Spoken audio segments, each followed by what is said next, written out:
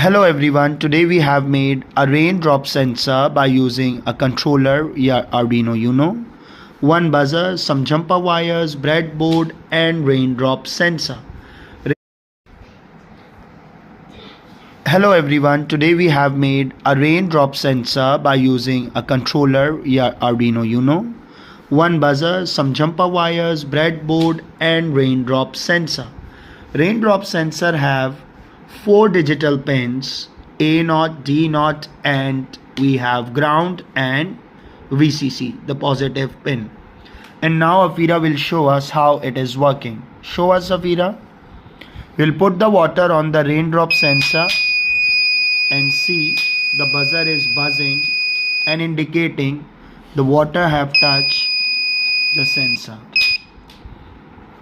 Connect the pin with the analog pin here.